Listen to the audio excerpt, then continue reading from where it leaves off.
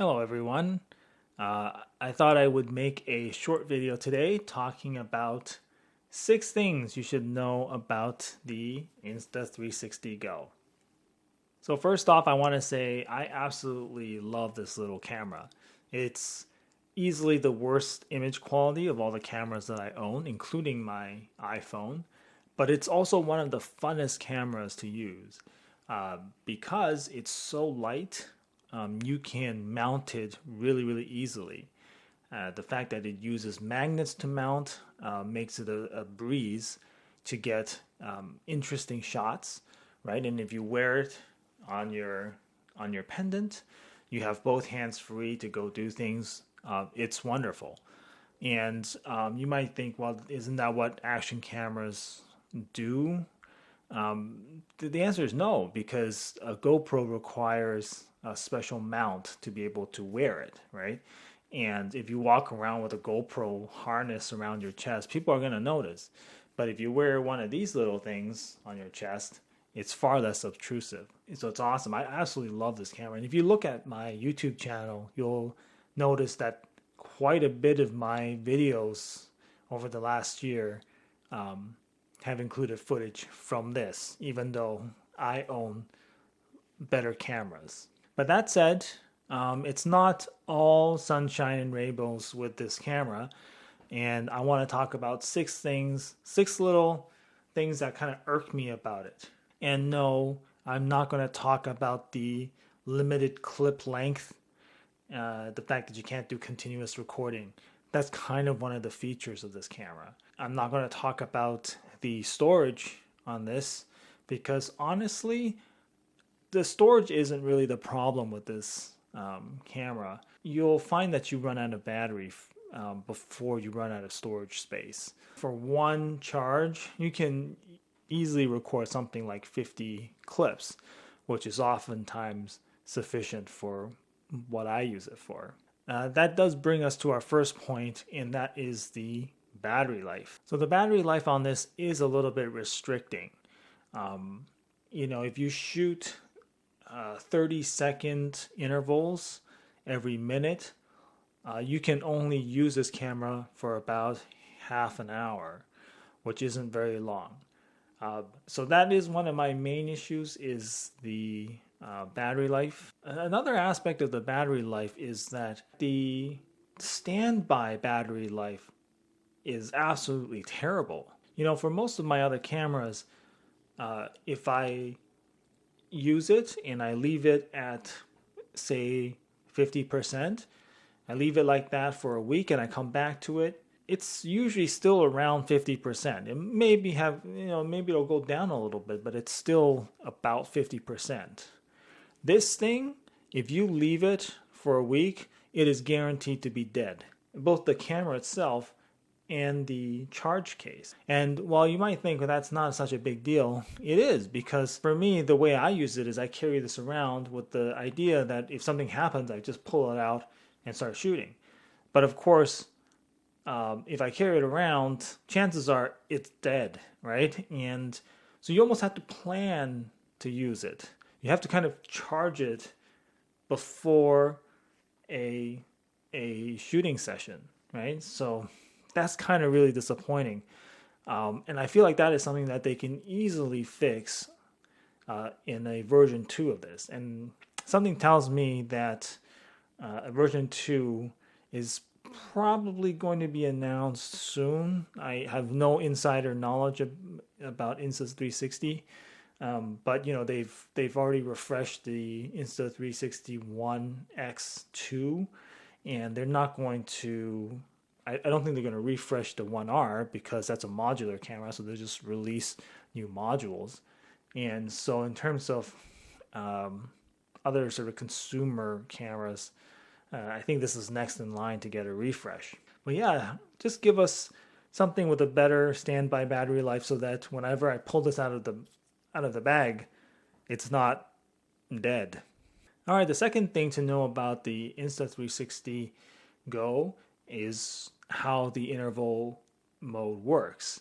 So I was watching a Sarb Johal video on YouTube, and there was somebody commented and asked how the interval mode works, and I replied to that comment, and that was because I had tested the interval mode, but I've since tested it again and I found that my answer was actually wrong. So I'm sorry to whoever saw my response to that comment. Sorry, it's inaccurate.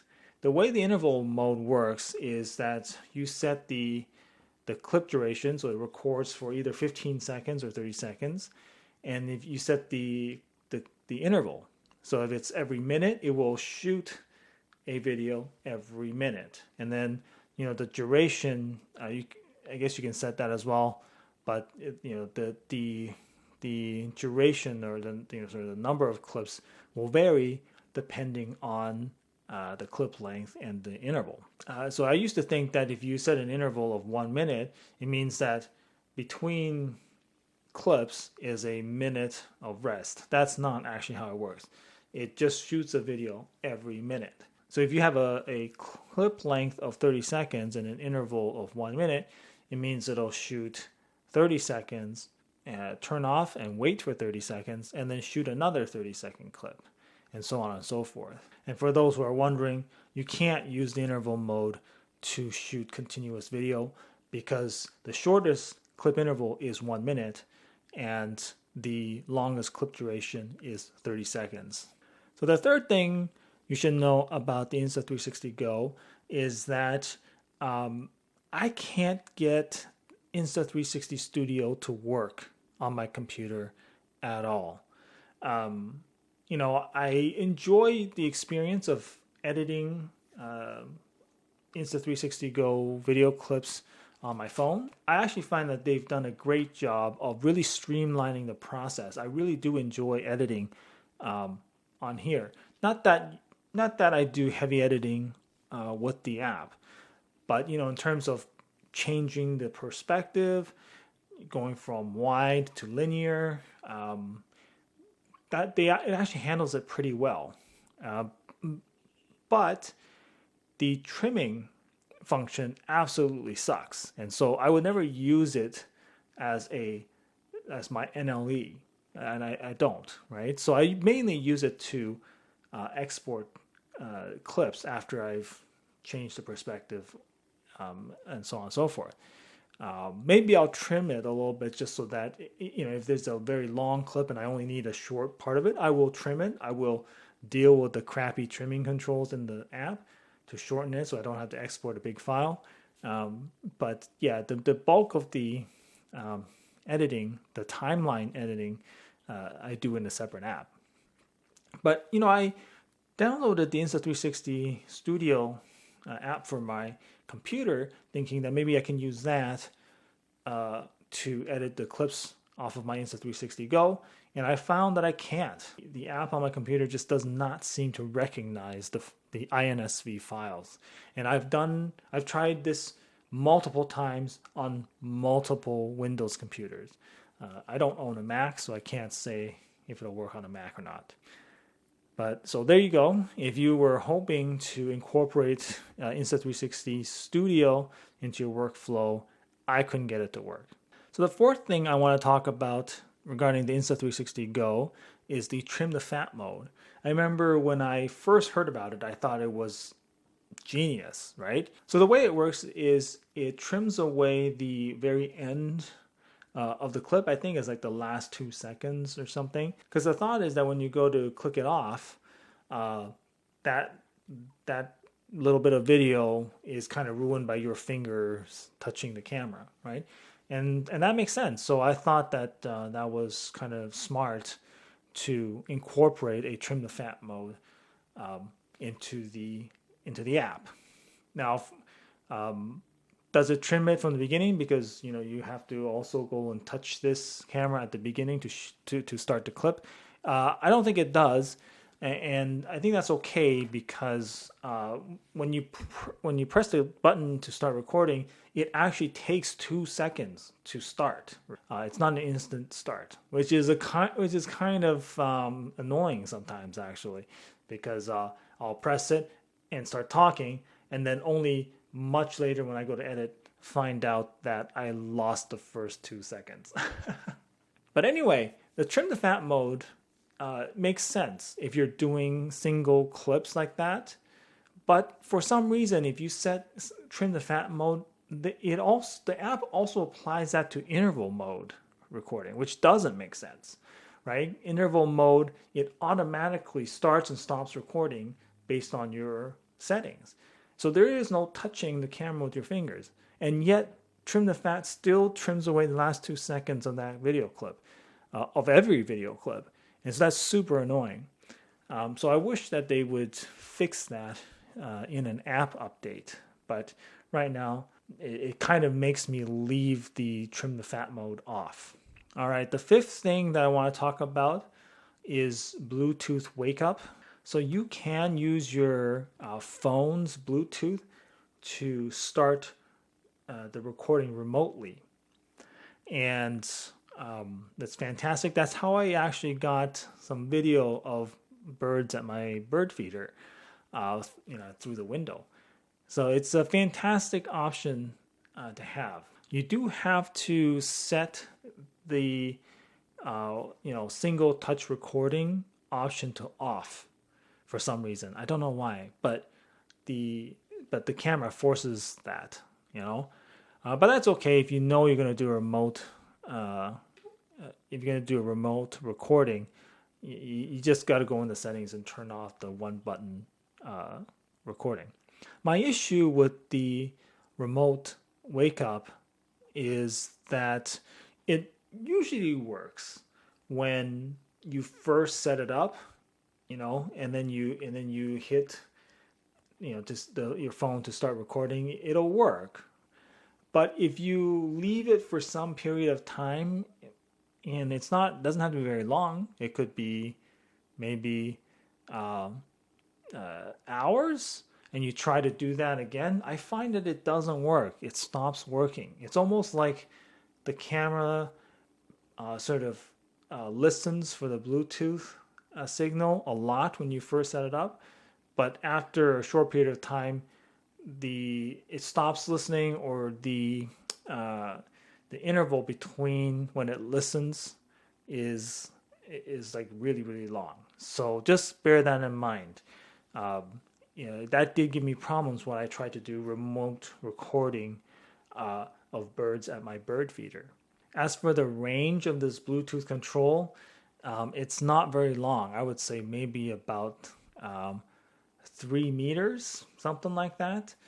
And certainly things like walls and windows will decrease your range. The last thing I want to talk about is storage bloat on the app. I don't know why, but through using this camera over time, I find that the app size just grows and grows and grows. It's regularly the second largest app on my phone, with the largest app being the Photos app. Like right now, the app is like 13 gigs on my phone, and I don't have 13 gigs worth of footage on here. And some of you might be thinking, well, it's probably because you have footage in your recycle bin. You got to go back and delete them. I do that, and it still ends up being huge, and I don't know why.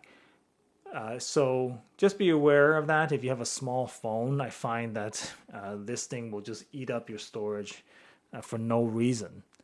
And the only remedy that I can think of is to delete the app and then reinstall it again. So that's it. That's all I have for you. Overall, I really love this Insta360 Go camera. It's so much fun. And all of these things that I've talked about are not deal breakers. And I would wholeheartedly recommend this camera to anybody who is interested. You do have to recognize its intended use and limitations. And as long as that is what you're looking for, I think you'll find that this works very well. And certainly I can't wait for a refresh of this.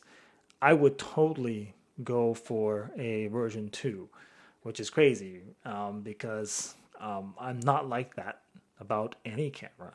But this one, I may just I may just buy the second one when it comes out. Maybe when it's on sale. So that does it for me. If this video looks a bit different to you, it's because I am shooting this on the Fuji X-T200, not my Sony a6400. I'm giving this camera a shot, and hopefully it looks good. That's it. I'll see you in the next one.